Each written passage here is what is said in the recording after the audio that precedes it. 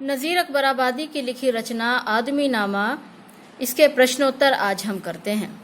पहला प्रश्न, पहले छंद में कवि की दृष्टि आदमी के किन किन रूपों का बखान करती है, क्रम से लिखिए। अगर हम इस ओर देखें तो देखिए क्या है, कैसे कैसे आदमी होते हैं। बादशाह भी आदमी है, गरीब भिखारी भी आदमी है, पैसे वाला भी ताकतवर भी आदमी है, पकवान खाने वाला भी आदमी है और टुकड़े चबाने वाला भी आदमी है।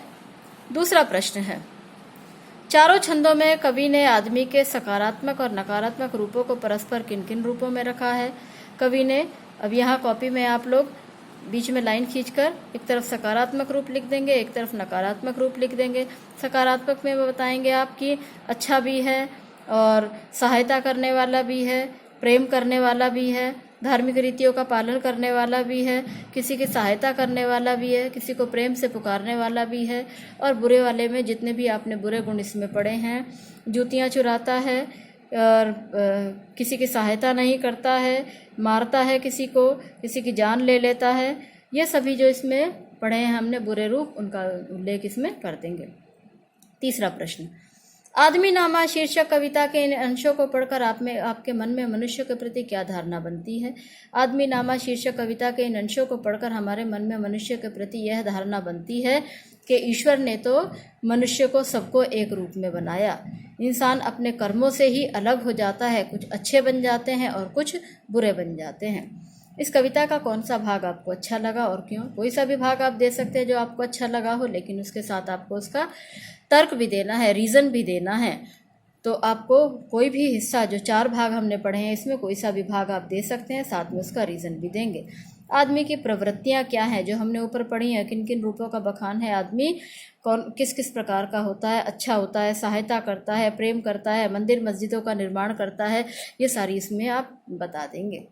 उसके बाद अगले पेज पर कुछ प्रश्न देखते हैं। इन अंशों की व्याख्या करना, दूसरा प्रश्न तो ना करें तो भी चलेगा क्योंकि कॉपी में आप इसका भावार्थ कर रहे हैं। इसमें देखते हैं ये वाला प्रश्न, प्रश्न 4।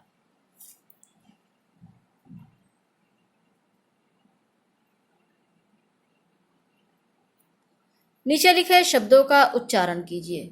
देखिए, जो नुक्ता होता है, जो शब्द के नीचे लगता है, वर्ण के नीचे लगता है पैर में, उसके लिखने से मैं और आपको थोड़ा सा और जूम करके दिखा देती हूँ आपको।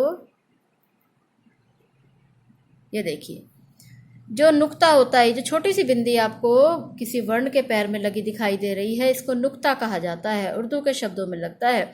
इसके लगने से शब्द के अर्थ में परिवर्तन आ जाता है।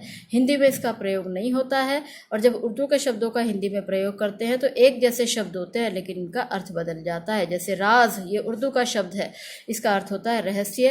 राज हिंदी का शब्द है, इसका अर्थ होता है शासन। जरा, जरा माने थोड़ा, उर्दू का शब्द है, और जरा हिंदी का शब्द है, इसका मतलब होता है बुढ़ापा। फन, फन माने कौशल, जिसे आप कहते हैं टैलेंट। फन, सांप का जो फन होता है उसको हिंदी में इस तरह से लिखते हैं बिना बिंदी के। फलक आकाश को कहते हैं और फलक लकड़ी के तख्ते को कहते हैं। तो इनके वाक्य बनाए जा सकते हैं जिससे इनका अर्थ स्पष्ट हो जाए।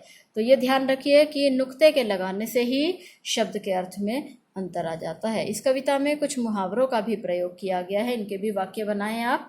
टुकड़े चबाना, पगड़ी उतारना, मुरीद होना, जान वारना, तेग मारना, इनके भी मुहावरे बनाए जा सकते हैं, क्योंकि मुहावरे भी क्लास 9 और 10 में एक महत्वपूर्ण प्रश्न होता है।